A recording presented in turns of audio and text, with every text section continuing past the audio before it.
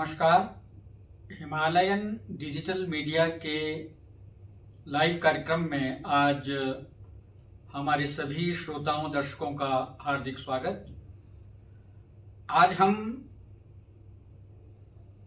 राष्ट्र के एक प्रख्यात शिक्षाविद, समाजसेवी और साहित्यकार, समालोचक व्यक्तित्व के साथ बातचीत करने जा रहे हैं। आज के हमारे विशेष अतिथि हैं श्री शंकर प्रसाद सिंह जी, जो इंजीनियर एसपी सिंह के नाम से प्रसिद्ध हैं। आप शिक्षा, स्वास्थ्य, समाज सेवा, विभिन्न प्रकल्पों के माध्यम से, विभिन्न संस्थाओं के माध्यम से, जैसे भारत विकास परिषद और अन्यान्य संस्थाओं के माध्यम से राष्ट्रीय स्तर पर कार्य कर रहे हैं। आज आप साहित्यिक रेल यात्रा के प्रसंग में इस यात्रा में जुड़ने के लिए शिमला में पधारे हैं और बाबा भलकू के गांव तक की भी आज आप यात्रा में शामिल रहे हैं अन्य साहित्यकारों के साथ। इस साहित्यिक कार्यक्रम में जहां हिमाचल प्रदेश के कवि, लेखक, साहित्यकार शामिल हुए, वहां देश के अन्य भागों से पधारे हुए कवियों, लेखकों, साहित्यकारों ने भी शिरकत की है और रेल यात्रा में अपनी रचनाओं को साझा किया, एक दूसरे साहित्यकार को जानने का प्रयास किया, उनकी पुस्तकों को पढ़ने का प्रयास किया है। और इस साहित्यिक वातावरण में हमारा ये प्रयास है कि एसपी सिंह साहब की जो अलग अलग क्षेत्रों में उपलब्धियां हैं, इनका विशेष योगदान है, उन पर भी हम थोड़ा थोड़ा इनके साथ अपने विचारों को साझा करेंगे, इनके साथ बातचीत करेंगे। इंजीनियर एसपी सिंह आज हमारे साथ संवाद के लिए हमारे साथ बने हुए हैं। इनके जीवन का विशेष उद्देश्य है राष्ट्र सर्वोपरि, अखंड भारत, शिक्षा, स्वास्थ्य के माध्यम से समाज की सेवा और विशेषकर विकलांग, निर्धन, असहाय जो लोग हैं, विद्यार्थी हैं, छात्र छात्राएं हैं, आदिवासी हैं, जनजातीय क्षेत्रों से संबंध रखने वाले हैं, पिछड़े लोग हैं, उनके लिए शिक्षा के अवसर उपलब्ध करवाना, उनकी सेवा करना और उनको राष्ट्रीय मुख्यधारा में योगदान देने के लिए तैयार करना। इंजीनियर एसपी सिंह साहब, आपका स्वागत करते हुए, आपका अभिनंदन करते हुए हम आपसे ये जानना चाहेंगे कि आपने जो अपने हम कहें कि जीवन का या जीवन दर्शन का जो एक ये मुख्य उद्देश्य रखा है, राष्ट्र सर्वोपरि और अखंड भारत की परिकल्पना और उसके लिए योगदान देना, तो ये आपको प्रेरणा कैसे प्राप्त हुई? इसके लिए आप क्या आपके मंतव्य हैं, क्या विचार है, आपका विजन क्या है? और इस लक्ष्य की पूर्ति के लिए आप व्यक्तिगत तौर पे, सामाजिक तौर पे, सामूहिक तौर पे, ये राष्ट्रीय स्तर पर किस तरह का योगदान प्रदान कर रहे हैं? जननी जन्मभूमि स स्वर्गादपि गरीयसी, जो जन्मभूमि है हमारा स्वर्ग से भी ऊंचा स्थान रखता है। गुरुकुल देवघर बैद्यनाथ धाम का विद्यार्थी रहा और बचपन से मैं ये अपने विद्यालयों में सुबह प्रार्थनाओं में वो देशभक्ति गीत गाता रहा और चलता रहा और मुझे गाते गाते ये पता चला कि राष्ट्र ही सर्वोपरि है और जननी जन्मभूमि स्वर्गादपि गरीयसी, जो हमारा जन्मभूमि है स्वर्ग से भी हमारा न्यारा है, प्यारा है। और वहीं से मुझे राष्ट्रवाद की प्रेरणा मिली और उसके बाद इंजीनियर बना। इंजीनियर बनने के बाद पुनः मैं विभिन्न क्षेत्रों में कार्य करते हुए ये भारत विकास परिषद का सदस्य बना 2008 से, और सदस्य बनने के बाद उसके बाद जो ये कार्यक्रम है और ये जो सोच है हमारा राष्ट्रवाद का, वो हमारे मन में वो बसता चला गया। आपने कहा राष्ट्र सर्वोपरि, और वर्तमान में अगर हम राष्ट्रीय परिदृश्य में देखें तो पूरे विश्व में भारत की चर्चा हो रही है। और माननीय प्रधानमंत्री श्री नरेंद्र मोदी जी के मार्गदर्शन में, या हम कहें कि उनके विजन को पूरा विश्व समुदाय अपना रहा है। और भारत की जो ज्ञान परंपरा है, आप योग की बात करें, आयुर्वेद की बात करें, वो धीरे धीरे पूरे विश्व में फैलनी शुरू हो गई है।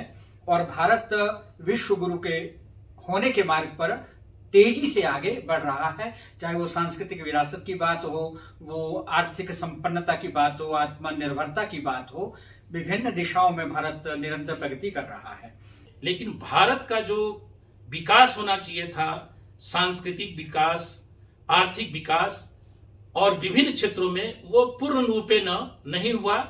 श्री नरेंद्र मोदी के आ जाने के कारण अब पूरे देश में एक विकास ही नहीं, पूरे हमारा जो सांस्कृतिक धरोहर, सांस्कृतिक जो मान्यताएं थी, सारी दो छिन्न भिन्न हो रही थी। और जो भारत तेरे टुकड़े होंगे, ये कैसा देश है कि इस देश का में लोग रहते हैं और सर्वोच्च पदों पर बैठे लोगों के बच्चे वो जेएनयू में जाकर ये कहते हैं भारत के टुकड़े होंगे और उनके साथ सुर में सुर मिलाते हैं। ये मुझे बड़ा ही तकलीफ दे रहा था और दे रहा है, और इसके लिए सारे लोगों को आगे आना चाहिए। वर्तमान में अगर हम देखें तो अखंड भारत का नारा भी बुलंद हो रहा है।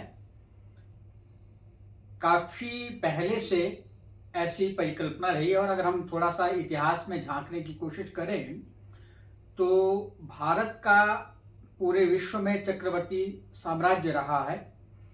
और बाद में महाभारत काल के बाद कुछ पतन प्रारंभ हुआ, और एक समय ऐसा आया जब भारत भूमि विदेशी आक्रांताओं से भी पराधीनता को प्राप्त हुई। और उन वर्षों में संत्रास झेला है भारत ने सांस्कृतिक और सामाजिक आधार पर। लेकिन जो भारत की जो ज्ञान परंपरा है, जो हमारी अस्मिता है, या जो राष्ट्रवाद की आप बात कर रहे हैं, राष्ट्र सर्वोपरि होने की जो हमारी परिकल्पना है, वो इतनी सुदृढ़ है कि हम बहुत लंबी इस पराधीनता के बाद भी स्वतंत्र हुए हैं। और अब जैसे जैसे विकास की गति आगे बढ़ रही है, हम सांस्कृतिक विरासत के मार्ग पर आगे चलने तेजी से प्रारंभ हुए हैं। ऐसे में अखंड भारत की भी कल्पना जो है वो मान्यता फिर से कहीं ना कहीं जोर पकड़ने लगी है। तो ऐसे में आप क्या कहना चाहेंगे कि अखंड भारत की ये परिकल्पना क्या है, कहाँ तक किस तरह का उसमें विस्तार होने की संभावना है, और इसके पीछे का विजन क्या है, सोच क्या है? अपने भारत का मानचित्र वो जो आज से करीब 200 वर्ष पहले है, उसको हम लोग देखना चाहेंगे। वो पूरा ईरान से लेकर ऊपर से लेकर मानचित्र में सीधे मलेशिया तक पूरा भारत एक था। लेकिन इस्लाम के आ जाने के कारण और आक्रांताओं के सबसे पहले आने के कारण और इस्लाम का जो यहाँ पर प्रादुर्भाव हुआ, और उसके बाद वो धीरे धीरे वो सिमटता चला गया, सिकुड़ता चला गया। और पहले अफगानिस्तान जो कांधार में महाभारत में जो शकुनी कांधार के थे, कांधार की महारानी थी, वो उसके बाद फिर हमारा जो ये भारत फिर पाकिस्तान का बंटवारा हुआ, और फिर इधर बांग्लादेश भी पाकिस्तान का एक हिस्सा था, और फिर ये बर्मा भी हम लोग का हिस्सा था, पूरा जो आज जिसे म्यांमार कहते हैं, पूरा ये बैंकॉक भी हम लोग का हिस्सा था, पूरा मलेशिया तक हमारा भारत पूरा फैला हुआ था। और वो धीरे धीरे वो टुकड़ों में सिकुड़ता चला गया। इसका सबसे बड़ा कारण लगता है मुस्लिम आक्रांताओं का यहाँ का दमन, और दूसरी बात हमारी जो हमारा जो हमारे जो पूर्वज थे उनको नाना प्रकार की यातनाएं दी गई और इस्लाम धर्म का पुनर्स्थापना किया गया। और बाद में उनके जाने के बाद अंग्रेजों ने आकर यहाँ पर और उस छिन्न भिन्न कर दिया। और उसके बाद जिसके चलते पाकिस्तान और बांग्लादेश और श्रीलंका भी हम लोग के यहाँ था, नेपाल, सारा ये देश छूटता चला गया। लेकिन अब लग रहा है, अब मोदी जी के 9 वर्षों के कार्यकाल में अब लग रहा है, लोगों में ये विश्वास जगा है कि नहीं, जो हमारा भारत विश्व गुरु था वो पुनः विश्व गुरु बनने की कगार पर है। और मुझे पूर्ण रूपेण विश्वास है इसी तरह ये चलता रहा, हम लोग का जब कार्यक्रम है चलता रहा तो एक न एक दिन विश्व गुरु जरूर हमारा भारत बन जाएगा। जैसा आपने भी कहा कि भारत का जो इतिहास है, धर्म है, वो बहुत प्राचीन है। और अगर हम इतिहास को जानने की कोशिश करें तो दुनिया में जितने भी मत मज़हब संप्रदाय हैं वे 2000 सालों से पुराना उनका इतिहास नहीं है। जबकि जो सनातन वैदिक धर्म है, वेदों पर आधारित जो धर्म है, जो कर्तव्य की बात करता है, मनुष्य मात्र की उन्नति की बात करता है, किसी वर्ग संप्रदाय विशेष की बात नहीं करता है, सभी जीवों के कल्याण की बात करता है, वो करोड़ों वर्षों पुराना है।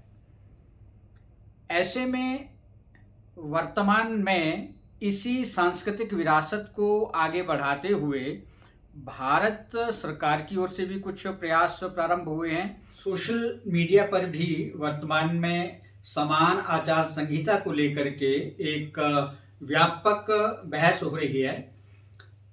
विभिन्न मत मजहबों को मानने वाले लोग अपना अपना पक्ष परिचर्चाओं के माध्यम से रख रहे हैं और सुझाव भी आमंत्रित किए जा रहे हैं। ऐसे में समान आचार संहिता जो है वो भारत की उन्नति में, राष्ट्रवाद को बढ़ाने में सहायक हो सकेगी।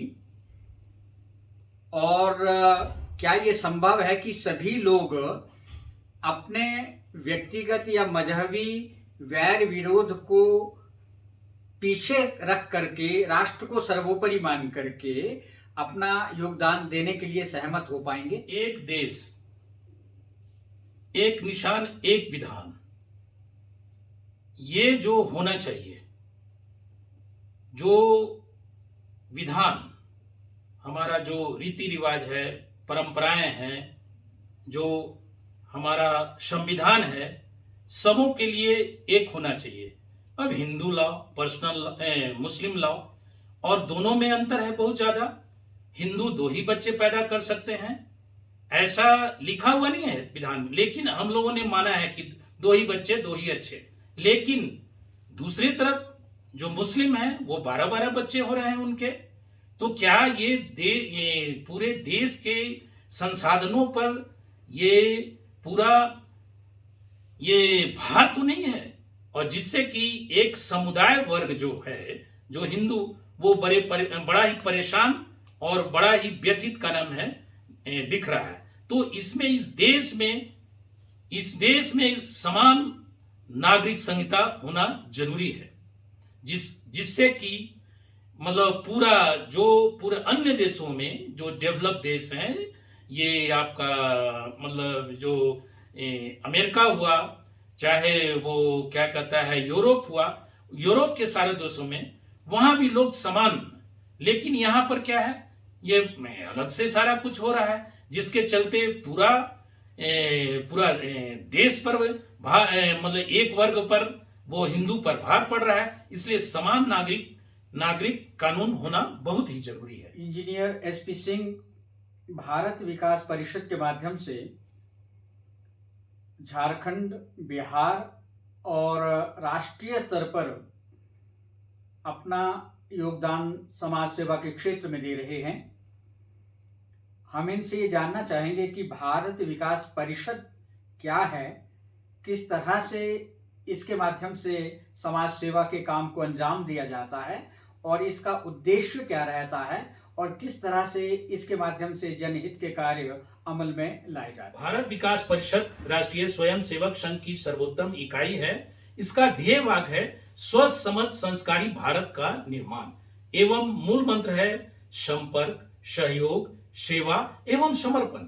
इसके तहत हम लोग विभिन्न क्षेत्रों में कार्य करते हैं, जैसे हम शाखा का निर्माण, फिर सेवा के क्षेत्रों में जैसे कि गरीब लोगों के बीच में जाकर हम वहां पर एनीमिया मुक्त भारत के तहत हम लोग वहां पर लोहे की कड़ाही और फिर हम ये समझाना चाहते हैं कि लोहा जो है वो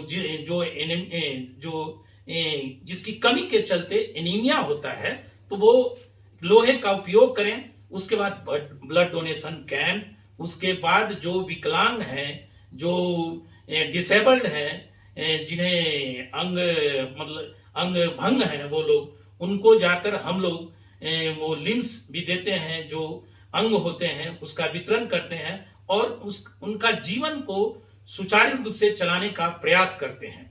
और विभिन्न, अब जैसे भारत विकास परिषद का और जैसे इसका काम है ये संस्कृति का निर्माण, तो उसके तहत हम लोग भारत को जानो प्रतियोगिता, राष्ट्रगान नृत्य प्रतियोगिता और इसके तहत पूरा सांस्कृतिक कार्यक्रम पूरा वर्ष भर हम लोग विभिन्न शाखाओं में चलाते रहते हैं। मैं शुरुआती दौर में एक सदस्य के रूप में भारत विकास परिषद का देवघर शाखा का सदस्य था। उसके बाद ये संरक्षक बना। संरक्षक बनने के बाद वो पूरा तन मन धन से मैंने पति पत्नी दोनों और हम लोगों ने झारखंड प्रांत में जाकर देवघर जिले जो पिछड़ा जिला है, दुमका, देवघर, साहेबगंज में सारे जगहों में हम लोगों ने काम किया। और काम करने के बाद पुनः प्रांतीय संयोजक सेवा बनाया गया, संयोजक संपर्क बनाया गया। इस तरह होते हुए 2021 में राष्ट्रीय विस्तारक के रूप में मुझे मनोनयन किया गया और उसके बाद उसके तहत मैं कार्य करता आ रहा हूं। और स्वस्थ समर्थ संस्कारी भारत का मेरा मेन उद्देश्य है कि निर्माण।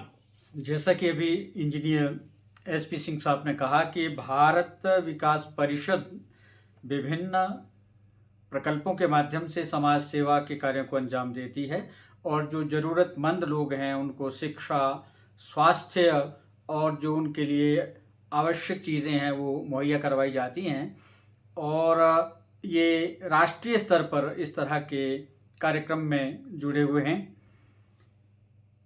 हम ये भी देखते हैं कि राष्ट्रीय स्वयं सेवक संघ की इकाई के तौर पर भारत विकास परिषद कार्य कर रही है और राष्ट्रीय स्वयं सेवक संघ के जो स्वयं सेवक हैं वे कोई भी राष्ट्रीय आपदा हो, बाढ़ हो, सूखा हो या कोई भी और दुर्घटना हो, किसी तरह की राष्ट्रीय आपदा के समय में बढ़ चढ़ करके समाज की सेवा करती है, ज़रूरतमंदों तक पहुंचती है और भोजन की व्यवस्था है, कपड़ों की व्यवस्था है, दवाइयों की कहीं ज़रूरत है, ये सब कार्य करने के माध्यम से वो समाज सेवा के कार्य को अंजाम देती है। हिमालय साहित्य संस्कृति पर्यावरण मंच शिमला द्वारा इस मंच के अध्यक्ष प्रख्यात कथाकार SR हरनोट की अध्यक्षता में उनके प्रयासों से विगत वर्षों की तरह जुलाई की 8 और 9 तारीख को रेल यात्रा का आयोजन किया गया और कालका शिमला रेल लाइन मार्ग के सर्वेक्षण में जिस व्यक्ति बाबा भलकू का बहुत बड़ा योगदान रहा है, उनकी स्मृति में इस रेल यात्रा के साथ साथ उनके गांव में चाइल के पास पहुंच करके भी साहित्यकार, कवि, लेखक उनको हर वर्ष स्मरण करते हैं। और इस वर्ष के कार्यक्रम में देश भर के लगभग 35 साहित्यकार इसमें जुटे। उन्होंने अपनी रचनाओं का पाठ किया। रेल यात्रा में पुस्तकों का लोकार्पण हुआ, उनकी समीक्षाएं हुई, सबने अपनी गज़लों, कविताओं, गीतों का पाठ भी किया और इन 2 दिनों के अंतराल में साहित्यकारों, कलाकारों की इनकी आपस में बातचीत भी हुई, जिसमें लोक कवि भी रहे, लोक संगीत वाले भी रहे और हिमाचल का लोक संगीत भी इसकी यात्रा के दौरान आकर्षण का केंद्र बना रहा। पटना से इंजीनियर एसपी सिंह और कुछ और साहित्यकार अन्य प्रदेशों से भी यहाँ शामिल हुए। श्री इंजीनियर एसपी सिंह जी इस समय हमारे पास हैं, तो हम उनके साथ थोड़ा सा जरूर ये बात करना चाहेंगे, उनसे जानना चाहेंगे कि इस रेल यात्रा में शामिल होने का उनका अनुभव कैसा रहा और हिमाचल से साहित्यकारों के साथ जो विचारों का आदान प्रदान हुआ वो सब किस तरह की उनकी यादगार रही है। एसपी सिंह साहब। मैं एज ए इंजीनियर विभिन्न कॉन्फ्रेंस, सेमिनार, कॉन्क्लेव में जाता रहा, अंतर्राष्ट्रीय सम्मान से नवाजा जाता रहा, लेकिन साहित्यकार के रूप में जब आधुनिकता में खोते रिश्ते जब मैं लिखा, हरनोद साहब ने मतलब उनके आमंत्रण पर और जो अभी मैं जो संस्कृति के नए आयाम जो हमारा पुस्तक जो प्रकाशित हुआ है हाल में, तो इन्होंने मुझे निमंत्रण दिया कि सिंह साहब आप आइए, यहाँ पर भलकू बाबा के याद में हम लोग यहाँ कार्यक्रम कर रहे हैं। भलकू बाबा जिसने कालका से शिमला तक रेल लाइन बनाने में पूरा योगदान दिया, वो निरक्षर थे, वो निरक्षर इंजीनियर थे और उन्हें अंग्रेजों ने ओवरसियर जो जूनियर इंजीनियर कहा जाता है उनकी उपाधि दी। और सबसे बड़े गौरव, मेरे लिए गौरव की बात थी कि मैं इंजीनियर भी था हूँ और साहित्यकार भी हूँ, जिसके चलते ये बड़ा ही मैं यहाँ आकर सुखद अनुभूति प्राप्त हुई। और ये पूरे देश से 35 लेखक लोग, साहित्यकार लोग आए और ये अजूबा है। 5 स्टार होटलों में जो सारे कॉन्फ्रेंस होते हैं, कॉन्क्लेव होते हैं, सेमिनार होते हैं, लेकिन ये चलती रेल में जो शिमला से लेकर बड़ौद तक गए वो अद्भुत और अविस्मरणीय था। ये खराब मौसम के चलते लेकिन हम लोग का उत्साह गजब का था और हम लोगों ने वहाँ पर पूरा अपने अपने विचार और मंतव्य रखे। हरनोद साहब के द्वारा ये किया गया कार्यक्रम पूरे देश में अलग और अनोखा है। इसकी मैं भूरी भूरी प्रशंसा करता हूँ और मेरे पास शब्द नहीं है कि मैं इसे कैसे व्यक्त करूँ।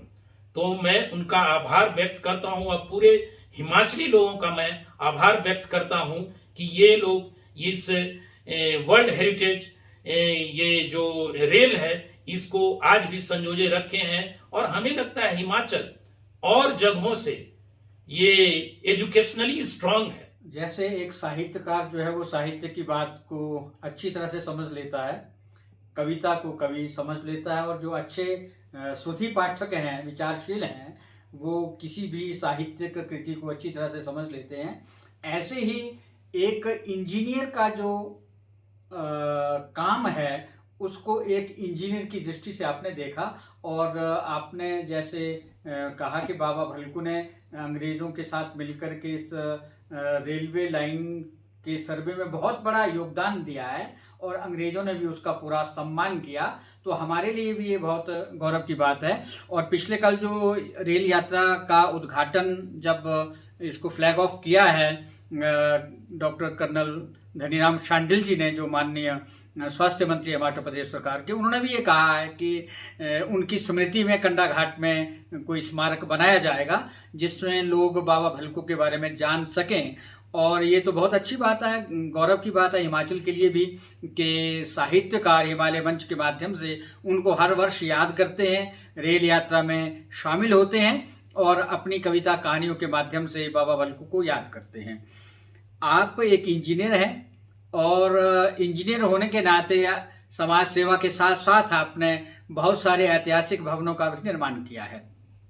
पटना में इस्कॉन मंदिर के निर्माण में आपकी महत्वपूर्ण भूमिका रही है। संस्मरण जरूर साझा करना चाहेंगे कि पटना में जो इस्कॉन मंदिर बना है तो उसकी किस तरह की रूपरेखा है और उसका महत्व क्या रहता है हम सबके लिए। अंतर्राष्ट्रीय कृष्ण भावनामृत संघ है और इंटरनेशनल कृष्णा कॉन्शसनेस सोसाइटी और पूरे विश्व में इसकी शाखाएं हैं। ये श्री प्रभुपाद ने जो मायापुर के रहने वाले थे वहाँ पर वो कृष्णाम कीर्तन को और भक्ति को ये चैतन्य महाप्रभु के स्थल से आते थे।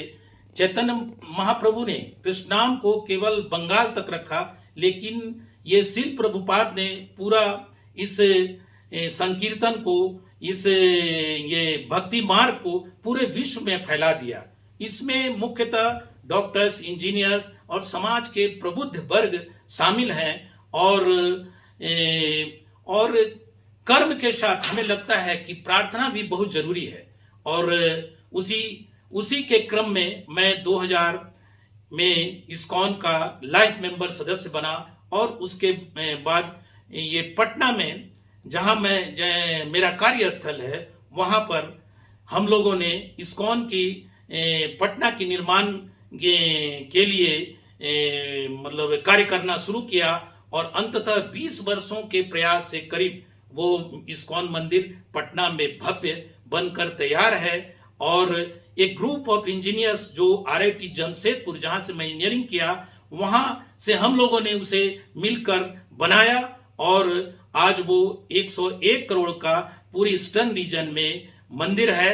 और उसके बाद हम लोगों ने देवघर में, जो झारखंड, जो मेरा जन्म स्थल है, वहाँ पर बैद्यनाथ धाम में भी वहाँ पर जमीन ले ली गई है और उसके बाद इस्कॉन बनाने की प्रक्रिया शुरू है और सतत जारी है। इंजीनियर SP सिंह साहब से आज हमने